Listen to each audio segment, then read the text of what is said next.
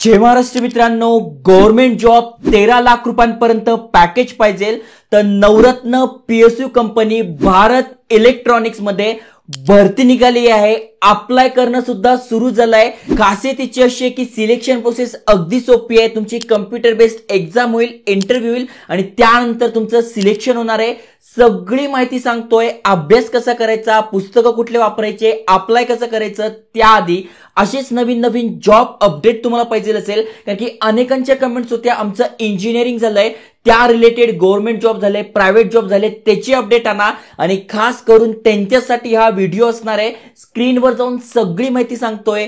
त्याआधी चॅनलवर नवीन असाल, चॅनल सबस्क्राईब केलं असेल तर करून ठेवा. चला तर बघूया डिटेलमध्ये.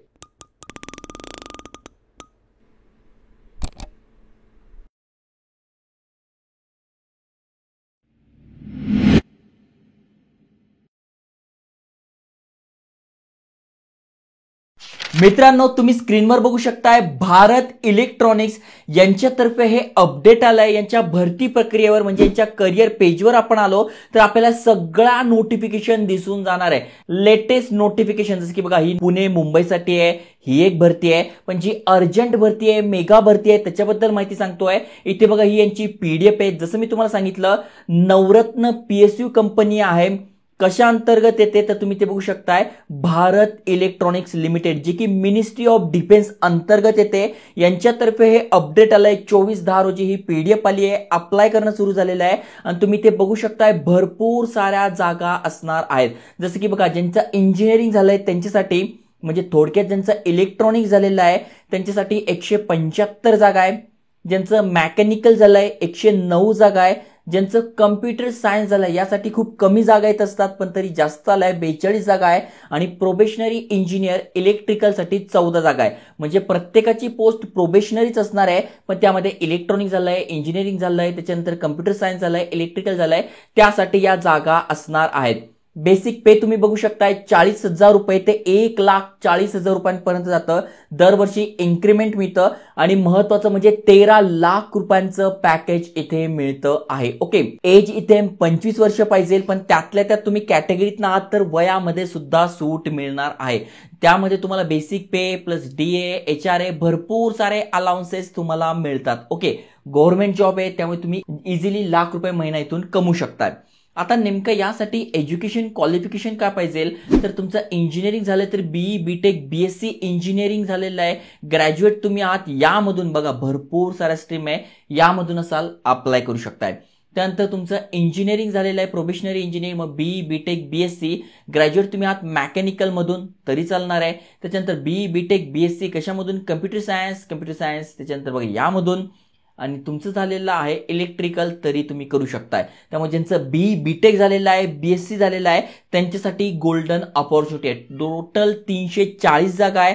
कास्टनुसार तुम्ही बघितलं तर 139 यूआर साठी म्हणजे ओपन साठी, ईडब्ल्यू साठी 34, ओबीसी साठी 91, एससी साठी 51 आणि एसटी साठी 25 अशा जागा असणार आहे. ओके, आता पात्रता काय आहे तर बघा, तुम्ही यूआर म्हणजे ओपन मधून अप्लाय करताय, ओबीसीतनं अप्लाय करताय, ईडब्ल्यूएस मधून अप्लाय करताय, तर जे पण तुमचं ग्रॅज्युएशन झालेलं आहे त्यामध्ये तुम्हाला फर्स्ट क्लास पडले पाहिजे. कशामध्ये, बीई, बीटेक किंवा बीएससी मध्ये. पण त्यातल्या त्यात तुम्ही एससी, एसटी, पीडब्ल्यूबीडी कॅन्डिडेट आहात तर फर्स्ट क्लास नसेल तरी तुमचं इथे चालणार आहे. ओके, एज क्रायटेरिया काय तर वय तुमचं 25 पाहिजे. 1/10/2025 रोजी तुमचा एज कॅल्क्युलेट होणार आहे. पण एससी, एसटी साठी 5 वर्षाची सूट आहे, ओबीसी साठी 3 वर्षाची सूट असणार आहे. ओके, त्याच्यानंतर अप्लाय करायची शेवटची तारीख कुठली आहे तर 14/11/2025 म्हणजे 14 नोव्हेंबर ही अप्लाय करायची शेवटची तारीख आहे. अप्लाय करण्यासाठी फी आहे 1,000 रुपये प्लस जीएसटी म्हणजे 1,180 रुपये चार्जेस आहे. त्यामुळे फॉर्म भरताना विचार करून भरा. तुमचं ऑलरेडी इंजिनिअरिंग झालंय त्यामुळे चांगली संधी आहे, तुम्ही करू शकता. नवरत्न कंपनी आहे, पीएसयू कंपनी आहे, त्यामुळे चांगली गोष्ट आहे. आता सिलेक्शन कसं होणार आहे तर जसं यांनी सांगितलं, सगळ्यात आधी तुमची कम्प्युटर बेस्ड टेस्ट होणार आहे. मग त्याच्या परफॉर्मन्सवर तुमचं सिलेक्शन होईल, त्यानंतर तुमचा इंटरव्ह्यू होईल आणि इंटरव्ह्यू झाल्यानंतर तुम्ही जॉईन करणार आहात. कम्प्युटर बेस्ड टेस्ट कशी होणार आहे तर याचा सिलेबस झालं किंवा याचे जे बुक्स आहेत ते मी ते तुम्हाला टॅग करून देईल, इथून तुम्ही घेऊ शकताय किंवा डिस्क्रिप्शनमध्ये ब्लॉगमध्ये पण तुम्हाला त्याच्या लिंक मिळून जाईल. टोटल 120 मिनिटाची एक्झाम असणार आहे, 125 क्वेश्चन इथे असणार आहे. सेंटर महाराष्ट्रामध्ये भरपूर ठिकाणी आहे. टोटल इथे बघा 100 टेक्निकल क्वेश्चन असणार आहे आणि 25 जनरल ऍप्टिट्यूड आणि रिझनिंगचे क्वेश्चन असणार आहे. निगेटिव्ह मार्किंग इथे असणार आहे बघा. रॉंग आन्सरसाठी 1/4 ची निगेटिव्ह मार्किंग आहे. सिलेबस काय, तर सिलेबस इथे दिलाय. अप्लाय कसं करायचं, तरी यांची वेबसाईट आहे, यावर तुम्ही आल्यानंतर इथे बघा डिस्क्लेमर दिलंय, अप्लाय करायचं दिलंय, पीडीएफ दिलेली आहे. तुम्ही ऑलरेडी इथे अकाउंट असेल तर इथे लॉग इन करा, नसेल तर तुम्हाला रजिस्टर यावर क्लिक करायचं आहे. 24/10 पासून 14/11 पर्यंत आपण अप्लाय करू शकतोय. काही अडचण असेल तर यावर कॉल करा किंवा तुम्हाला इथे बघा हा फॉर्म दिसून जाईल, हा तुम्ही भरू शकताय. यामध्ये कुठल्या कुठल्या गोष्टी आल्या पाहिजे त्याची माहिती दिली आहे. मग नाव, मग कुठल्या पोस्टसाठी अप्लाय करताय ती पोस्ट सिलेक्ट करा, कोड आलेला आहे, तुमचं नाव टाका, मोबाईल नंबर कन्फर्म करा, ईमेल ॲड्रेस टाका, ओटीपी टाका. यावर क्लिक करून तुम्ही एकदा रजिस्टर करा. रजिस्टर केल्यानंतर सगळा फॉर्म तुमच्या समोर येईल, जसं की तुमचं शिक्षण काय झालंय, किती मार्क पडले, मग तुमचे डॉक्युमेंट, तुमचा फोटो, तुमचं सिग्नेचर सगळं अपलोड करून तुम्हाला ते फॉर्म भरायचा आहे. फॉर्म कसा भरायचा त्याची तुम्हाला अडचण असेल तर यांनी सर्व इन्स्ट्रक्शन दिलेला आहे. हा फॉर्म म्हणजे हे वाचून पण तुम्ही इझिली फॉर्म भरू शकणार आहात. आता महाराष्ट्रामध्ये कुठे कुठे एक्झाम सेंटर्स आहेत तर बघा, छत्रपती संभाजीनगर, मुंबई, नागपूर, नाशिक, पुणे या ठिकाणी तुमचे सेंटर्स असणार आहे. त्यामुळे जे पण तुम्हाला जवळ पडतंय ते सेंटर तुम्हाला सिलेक्ट करायचंय.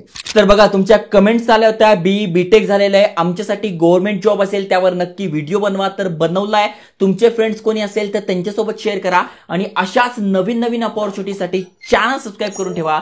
जय हिंद, जय महाराष्ट्र.